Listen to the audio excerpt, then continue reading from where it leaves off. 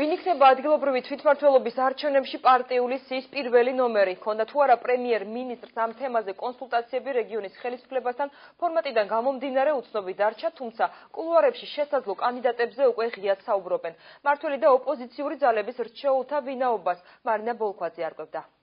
Personaliების და სახელებისაგან თავ შევიკავებ, იმიტომ რომ ამის ექსკლუზივი ალბათ უნდა მივცეთ პარტიის თავმჯდომარესა და კოალიციის ლიდერს ბატონ ირაკლი ღარიბაშვილს. ირაკლი ღარიბაშვილი მომდევნო პრემიერია, რომელსაც მურმან დუმბაძემ მნიშვნელოვანი გადაწყვეტილების გაცხადების ექსკლუზივი მიაკუთვნა. თუმცა როგორი იქნება განცხადების შინაარსი, ვიცე-სპიკერი განმარტავს, რომ ჯერ კიდევ გასარკვევია.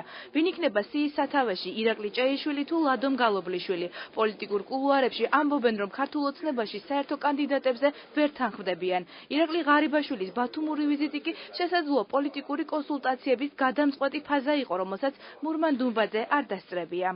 გუშინ მნიშვნელოვანი კანონი გადიოდა საქართველოს პარლამენტში, მთელი დღის განმავლობაში აქ ვიყავი.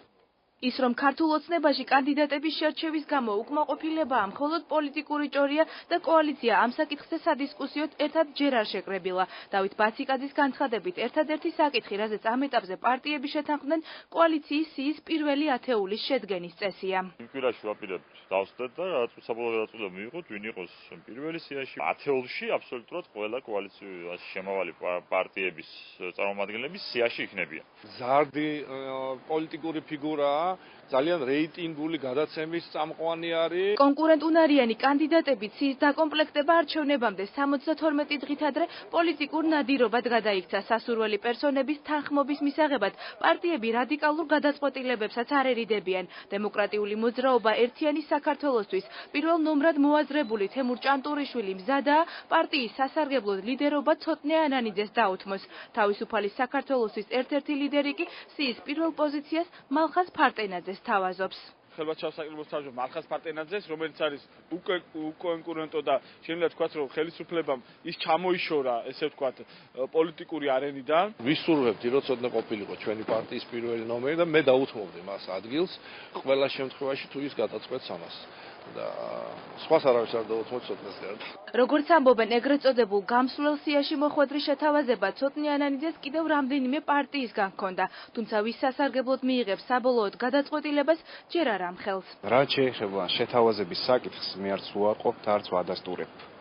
ფიქრობ, ბუნებრივია, თუმცა მიმაჩნია ის საქმე, რომელსაც დღეს მე ვაკეთებ, საკმაოდ სასარგებლოა საზოგადოებისთვის. ჯერჯერობით კვლავ ბუნდოვანია მთავარი სახელისუფლება ოპოზიციის კანდიდატთა სია. ნაციონალურ მოძრაობაში ამბობენ, რომ მაჟორიტარების და პარტიული სიის შემადგენლობაში სიურპრიზებს არ უნდა ველოდოთ. ნაციონალური მოძრაობის, ესე ვთქვათ, მაჟორიტარები მერობის კანდიდატი და ასევე პარტიული სიაც იქნება ძალიან საინტერესო და მე ვფიქრობ, ძალიან კონკურენტუნარიანი ქართული ოცნებასთან.